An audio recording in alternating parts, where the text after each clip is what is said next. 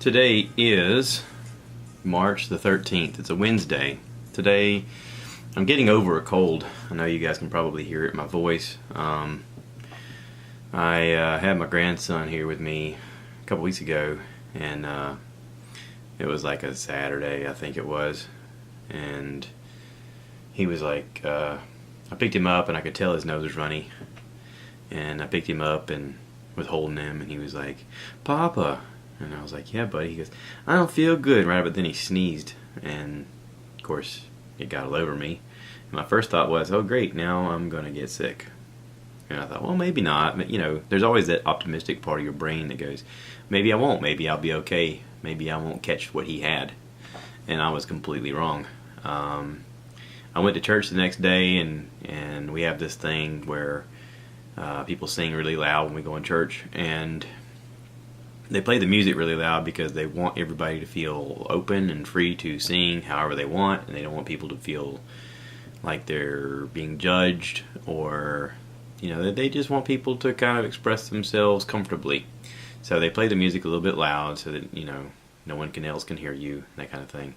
And I sang pretty loud, and when I got done, I could tell I'd strained my voice, and I thought, well, I'm going to feel that tomorrow. I didn't put two and two together to think about the fact that I'd also had my grandson here, and he had sneezed on me, and I would then catch whatever he had. So, of course, the next day I felt a little sore throat, and then it got worse, and then I thought, oh, man, I bet I've got what he got. And then I got him Tuesday afternoon, and he's still snotting, and bless his little heart, he's almost 3 years old. He's about 2.5, and he's at that point where he's just starting to, interact with you and understand some things, and he's just gotten the idea of blowing your nose, so that, he's like, all right, now blow, and he's actually blowing out of his nose, which is cool, because, then you can clean his little snot nose and that kind of stuff. But,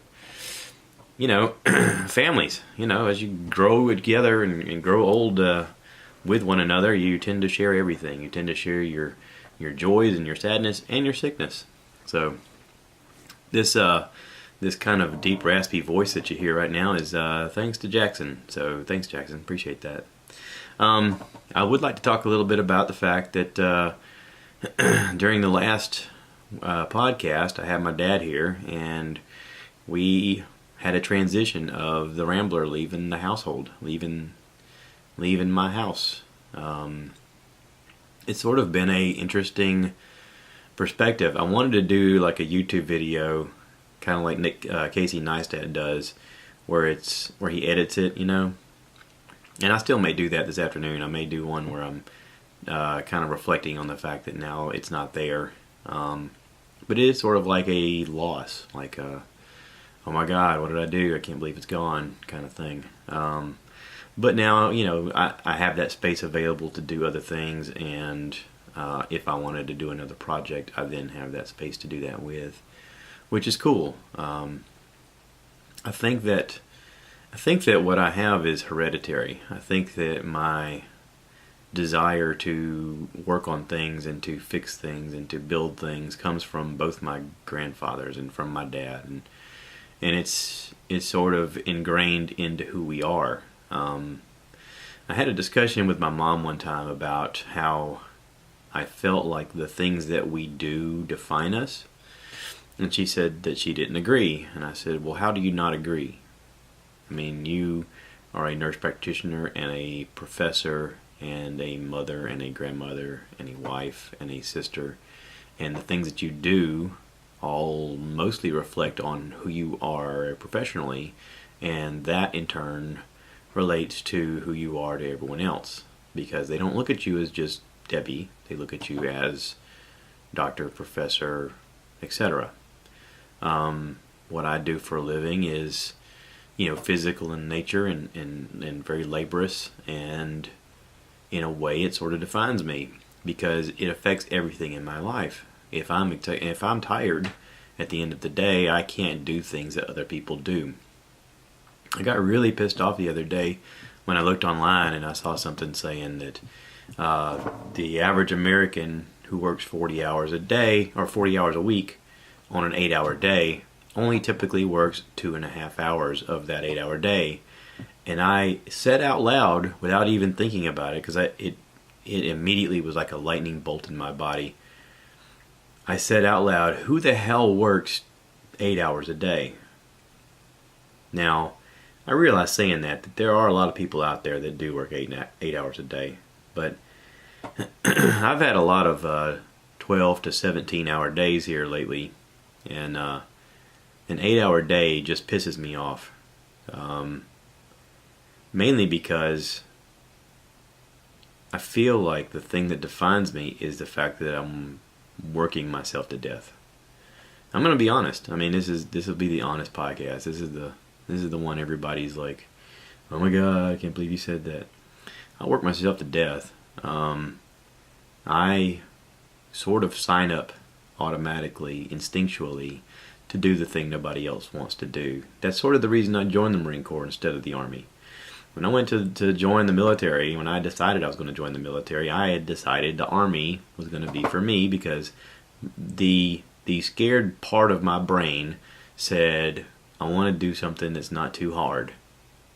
And I went down to the Army recruiting station and I was like, yeah, I'll do that. I'll just be an Army guy and I'll get by and I'll slide under the radar and I'll just do the one thing that doesn't get me a lot of attention. And in that pursuit, I had a friend of mine who I worked with, shout out to Brian Bazin, who convinced me to go talk to the Marine recruiter. And he's like, listen, I think this is more your speed. And he's like, we'll go in on the buddy plan. Well, I went in and talked to the Marine recruiter, and I had reticent myself to not join. I had said, I am not going to join the Marine Corps. I am just going to go in here and I'm going to talk to this guy. And every conversation I had with that guy drew me towards him and towards the Marine Corps. Not because he flew under the radar, and not because he was just skating by, but because he was exceptional. And everything about him exuded exceptionalism. And I thought, well, this is what I'm attracted to. And this is what I feel becomes more natural. Even though growing up I was someone who kept pretty quiet and didn't raise a lot of fuss and didn't say anything out of line, afraid of getting hit or afraid of getting verbally or physically attacked by various things, people. I sort of felt like if I'm developing into my own human, into my own adult, then I have to be the person that I think I am, and I have to get uncomfortable and live in that uncomfortableness. And this is where a lot of people go the other way. This is where a lot of people decide they don't want to do that, where they say, I don't want to be uncomfortable, I don't want to be miserable. And from the moment I said I want to join the Marine Corps, I was met with opposition. I was met with people, my own family and friends, who were like, I don't see you doing that. That's not you. You're the take it easy guy. You're the guy who's talking about love and hope and joy and all this other stuff. And yet I was the guy that said, no, I'm going to learn to be uncomfortable a lot, because I realize that as I get to be an older man, I'm going to have to be comfortable being uncomfortable. And I'm going to have to get out of my comfort zone in order to do that. Now, the difficult part is, once you get there, once you go through that, once you relax when things are extremely uncomfortable, you start to build up time, and you start to build up seniority, and you start to achieve your hurdles. You start coming into contact with a lot of people who constantly tell you, oh my God, I can't believe you did that. How did you do that? I can't believe you did that. Why did you do that? Why did you endure that? Why did you stick it out through all of that? Why did you put up with that? Why did you X, whatever the thing is? And you keep telling yourself, it's because I'm different, because I'm wired different, because I'm for whatever reason, a broken toy or whatever you want to call it. My brain is wired to go, okay, that's the difficult thing, I'll do it. Whatever it is, whatever the task is. In life, a lot of times you're faced with things and you go, I don't want to do this, but I'm going to do it. When my wife told me at 47 years old she was going to start running as a hobby, she's like, you want to do this? No, I don't. And I can't believe that she did it. But she took that same kind of mentality and said, no, I want to do this. I want to do this. I want to better myself. And if this uncomfortableness has to be endured to achieve my goal, then I'm going to do it. And she did it. My mom, as an example, at various ages of her life, decided she wanted to do the thing that no one else told her, or everyone told her she couldn't do. You can't do that because you're a girl. You can't do that because you're a nurse. You can't do that because you're a nurse practitioner. You can't do that because blah, blah, blah. Every time someone said she couldn't do it because, she said, oh yeah, watch me. And my mom became comfortable shaving off the edges of you can't. And it was inspiring. It was inspiring to me. My dad, even though growing up I didn't have a whole lot of, relationship time with my dad, we did communicate. We did talk. And at a certain point, as a child, you observe your parents. As a child, you watch what they do and you take it in. Some of it can be a lesson towards what you want, and some of it's a lesson towards what you don't want.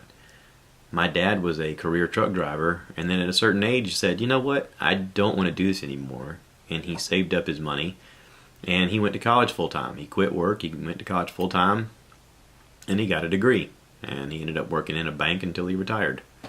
And, if you were to ask him, was working in a bank what you wanted to do? No, probably not. But it paid the bills while he got to do the things he wanted to do on his time off. He worked an 8-hour day, and then when he was off, and he could do the things he wanted to do. I take that as a lesson of, at a certain point, you allow yourself to do the thing you want to do. Now, here's the problem. I'm getting ready to turn 45, and I don't know if this is the part of my life where I start thinking, okay, what next? I mean, let's just say the average lifespan is, I don't know, what is it in men? 72? 75? Something like that? Okay, I'm already on the downslope of my life. With the time I have left, think of it as an urgency. What would you do if you knew you had 5 years left or a year left? What would you do? What would you do with your time? Would you live your best life? Would you start saying no to things? Would you start attempting the things that you wanted to attempt before it was too late? In your lifespan, you physically have limits. There are limits to everything that you can do. If you are not physically active and at 70 years old say, I'm going to run a marathon, you're probably not going to be able to do a marathon. But if you start training for it, you start getting active for it, then you could achieve that goal. If you wanted to do a walk climbing Mount Fiji, which I mentioned to my dad I wanted to do back when I was in the Marine Corps, it's something that people physically do. They walk up Mount Fiji. There's a path. You go up the path. You spend a whole day walking up, and usually you make base camp at a certain point, and you spend the night, and then the next morning you climb up the rest of the way, and you get to see the sunrise on the top of Mount Fiji. That sounds incredible. It sounds like a physical task, but it's something that you could train for, and you could get physically fit for, and you get your cardio up, and make sure your legs aren't exhausted and that kind of stuff, and you could get ready and do. People who live there do the trip in a day. They walk all the way up to the top in a day and come all the way back down. It's possible. Now, the thing is, what do you do when it's up to you? Like when nothing else is pressing? For me personally, joining the Marine Corps was a desperation. I need to do something to develop into a adult. I need to do something to get a grounding and an understanding and a direction towards who I am. Because graduating high school didn't tell me who I was, and going out and getting a job and living on my own didn't tell me who I was. And I tried to go to college, but nothing interested me. So joining the Marine Corps was sort of a desperation Hail Mary pass of, let me see what's going to happen here. Let me just throw myself into the lion's den and see how I react. Well, the reaction, or the end result is I react pretty well when you throw me into crazy situations. That's something I learned about myself. Matter of fact, when I was getting ready, my recruiter asked me, he said, listen, we're getting together on the weekends and we're going for group runs and we're going over knowledge. That way you're prepared. Do you want to come with us? And I said, no. No, I don't. And he's like, excuse me? Don't you want to be ready? And I said, actually, and I said this without even thinking about it. I said, actually, I do better if you just throw me into it. I didn't realize it at the time, but I was declaring something that I instinctually knew. I didn't, if you were to ask me 5 seconds before that, tell me a truth about you. Tell me something that's definite about you. I wouldn't have said that. But in that moment, I said, I do better if you throw me into uncomfortable situations. I react very well. I made a declaration that ended up being a truth about me. And it's been a truth ever since. In every job, in every scenario, I will react sometimes where I'll be like, oh my God. But aside from my verbal actions or my fret, my ability to adapt and to go forward has always been good. I've always reacted well. That's not saying that I'm throwing this out in the universe to attract craziness into my life. I don't want that. I mean, it was easier when you're younger because you have more energy and you have more, I don't know, you feel like you're invincible kind of deal. The older I get, I just go, can we just have a routine? I mean, at a certain point, I just want a routine. And I'm sure we all want that. We all are feeling like that. So, it's something to think about. The Rambler's gone. Now I have an empty space. And in that empty space, I have the ability to fill it up with things. Now, do you fill it up with things right away? No. I thought about moving everything around in the garage and putting the lawnmower over there and putting some other stuff. I thought about maybe building a podcast studio in the garage and having it set up to where I could just have everything right there and just turn everything on and just do my thing. But the problem is the garage is a space that is a walk-through. It is a drive-in. My wife drives her car in. We walk through there, coming in and out of the house. I don't need that door opening and closing, inviting in rodents and bugs and shit like that. And then I'm turning the microphones on and I gotta battle with mosquitoes or whatever creepy crawly spider happens to crawl in and get on my keyboard or anything like that. So that's not gonna work. That's not a viable option. But I do have some wood that I'm working on, and I'm enjoying that time and I'm enjoying that space because it's nothing pressing. It's sort of the hobby that I have that doesn't require anything other than time, and I can do it whenever I want. And if I mess up, I can fix it, and it's just enjoyable. It's an opportunity for me to turn something that looks rough and forgotten and unusable into something that's usable and pretty. And I have the idea of using that wood as a table for the podcast. But more than anything, I'm just enjoying the transformation process. I'm enjoying the time. So, I had this discussion with somebody recently. They said, what do you do for a hobby? And I was like, I don't have a hobby. I was like, some people play guitar, some people sew, some people hunt, some people fish, some people like riding their boat on the river, whatever the thing is. I, as a hobby, started doing YouTube, but then the YouTube turned into a business. Thanks for everybody watching. I'm not saying that that's not enjoyable, but it is a business. There is a business mentality to it, and it becomes a job. So then I started the podcast.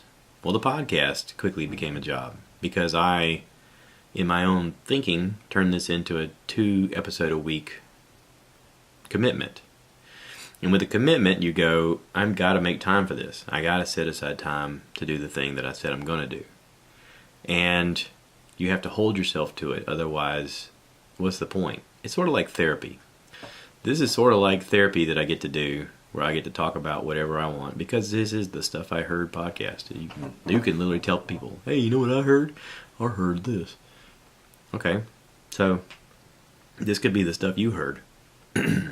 But it's sort of like therapy to me. I can kind of vent and talk about things and mull things over in my brain, and I have nothing written down here in front of me. I'm doing this off the cuff. I literally just walked in here and turned the microphone on and started talking. So there is that, but like I said, it has turned into sort of a business, and I have to line up guests, and I have to talk about what's going on, and I have to listen to other podcasts and watch other things to talk about. And some of the things I watch I don't want to talk about. For instance, let's do it for instance. I'm sure that people have heard by now, because this is a big scandal. There is a documentary on HBO called Leaving Neverland. And it's about Michael Jackson and about him sexually abusing children. And it is disturbing. And it is awful. And it is also not a surprise. See, here's the thing. I grew up during that time. I was born in 1974. Michael Jackson has been a pop icon since I can remember. He's been on the radio, the Jackson 5, and then Michael Jackson broke out on his own. And, when he came out with his Thriller video, I was a kid, and I remember we all huddled around, a group of us huddled around a TV, neighbors, friends, huddled around a TV, someone who had cable so he could watch it on MTV when they broke out with this Thriller video that was like a movie. And we watched him do the dance, and we were all like, wow, that was so cool. I can't believe they did all that. And then we watched the behind-the-scenes Thriller, and you were like, oh my God, this is so amazing. And then we watched him do the moonwalk on TV, and we were just amazed. And he was a pop icon. He was a juggernaut in the business. There's probably been no one that popular, maybe Elvis or the Beatles up to that point. And since then, I don't know who's been at that level. I don't think anybody has. But there used to be jokes all the time about how everybody kind of felt like he was inappropriate with kids. And it was sort of talked about, but not really. And I wonder if it was because he was a legendary pop icon living in the moment, and no one wanted to think badly of their heroes. No one wanted to think badly of Bill Cosby when everything came out about Bill Cosby. But this stuff comes out, and you go, wow, people are really flawed. People are flawed. We are all flawed. Even you. Even me. We're all flawed. But here's a guy who is flawed, and he hurt kids, which makes it worse. He was an icon. He was a very, very famous person who did really awful things to children. And no one is surprised. How are we supposed to feel about it? We pull his music off the air. I can honestly say I've never bought any of his music. My wife has. My wife has plenty of his songs on our shared iTunes account. Does it make me want to get rid of the songs? No, not really. Because again, I'm not surprised. There's no part of that where I'm surprised. There's also no part of that where I feel outraged. We live in this outrage culture now where people are like, oh my God, I'm so outraged. Okay, well, fine. Whatever. Everybody has a right to feel how they feel. But living through that, living during that time, and watching him and listening to him and seeing things on TV, I was outraged to the point where I was like, I'm just not going to buy his music. I'm just not. I don't feel right about it. And I guess it would be different if his music made me feel a certain way. Like if he touched something, not that he touched me. That's a bad joke. If his music was a touchstone of my life, it'd be different. He did do that with my wife during her generation. His music was extremely popular during her generation. It's what they danced to. It was played at the things that they did, and it's, I guess generationally it missed me. I graduated in 92. Michael Jackson wasn't really part of our graduation time period. He had some music out, it was super popular, but I don't think I ever played them through my speakers growing up. So, and I still like them as a kid. When they, A, B, C, easy as 1, 2, 3. That's cool. And if you learn about his life and you learn about how Joe Jackson had him chemically castrated to keep his voice that way, you go, okay, I get it. You're a tortured person and there's a reason that you're broken. I get it.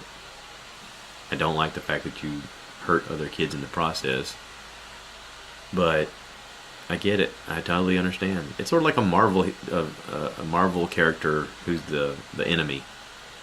They have a way of telling a story where you feel bad about the guy who's the bad guy. Like Thanos.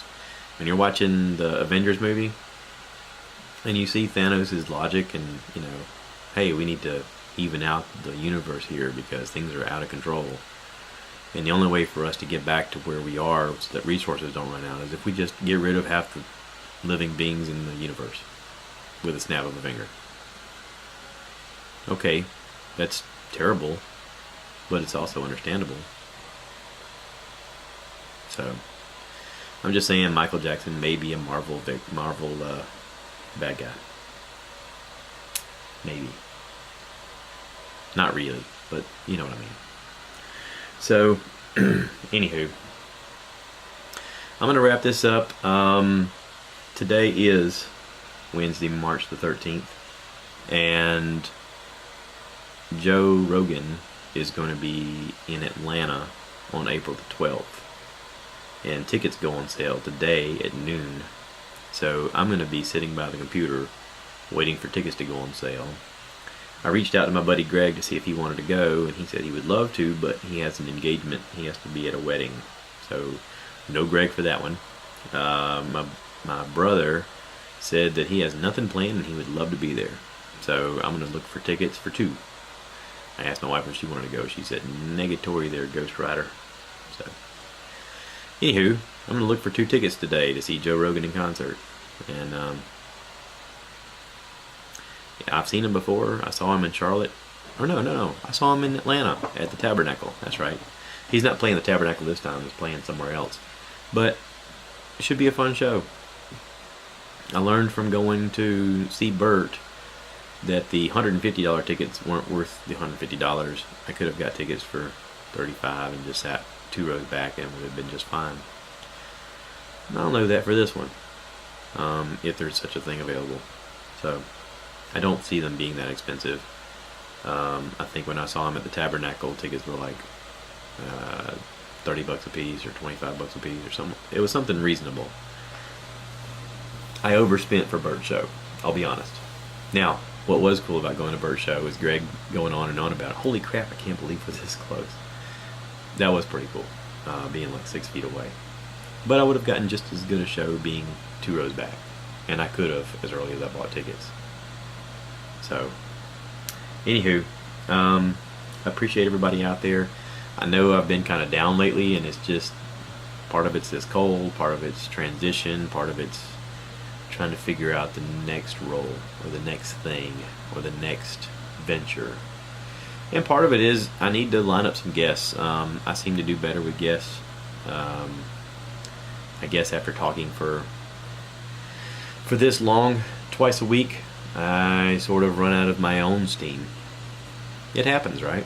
I mean, I've talked about this before, about how it's a muscle that you use, and after a while, you just sort of run out of stuff. I haven't run out of things to talk about, don't get me wrong. I can do this forever. But I need to re-energize me, and I'll do that. So, appreciate you guys sticking in there. If you want to be a part of the podcast, let me know. Reach out to me on social media. You can reach me at Twitter at podcast stuff, or what is it? Twitter at podcast stuff. Yeah, that's it. Instagram at Stuff I Heard Podcast.